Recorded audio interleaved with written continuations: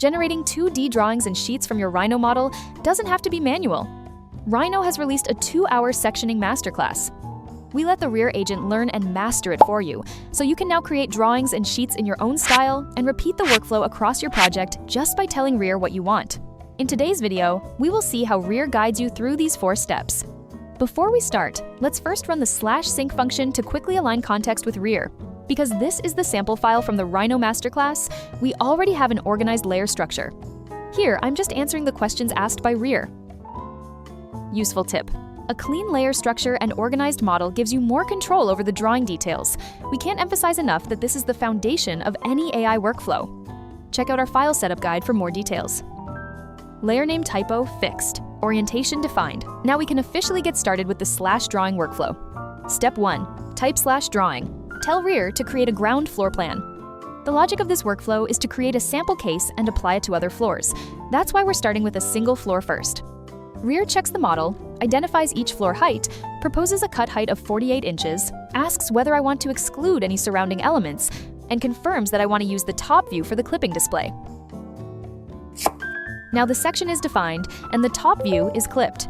To manually verify it, simply select the clipping plane, go to the Properties panel, and toggle it to see how the result looks from other views. Since Reer is also using Rhino's native functions, we can always jump in and drag the clipping plane to the desired location. Everything stays under your control. Step 2. With the section defined, we follow Reer's suggestion to the next step, setting the section drawing's line weights and post fill. It proposes a conventional scheme. If you have any specific requests or custom hatches, this is the time to tell it. For this demo, we'll go with a grayscale setup. Now all the styles are applied, and the section is shown in the top view. Manually in Rhino, this works through the section style attributes for each layer. You have to click into every layer to set the hatch, boundary line weight, and color. You can only imagine the workload of clicking through all of them. Now let's ask Reer to place the section onto a sheet. Reer suggests an appropriate sheet size and scale based on the dimensions of my building. It also suggests a relevant title. It actually realizes the proposed scale is too small, and it's smart enough to correct itself and make it larger.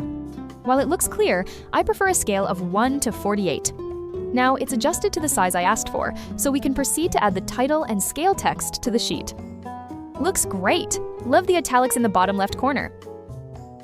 Finally, it's time to ask Reer to repeat the same workflow for the rest of the floor plans. Reer double-checks the cut height, graphic scheme, and sheet setup. Everything looks good and is ready to go. Let's go see these actions happen live in the top view. Sections are clipped, styles are applied, and the sheets are created, with 3 clearly named layouts ready to go. We can click through each layout sheet and zoom in to double-check the section style details. The projected structures below the cut plane are also shown clearly in its original color. Once the sheets are ready, you can keep working in Rhino or export them directly as a PDF. It quickly confirms the file format, output location, and DPI. Here, I asked Reer to export all 3 sheets as a PDF. After confirming, the PDF is exported to my desktop.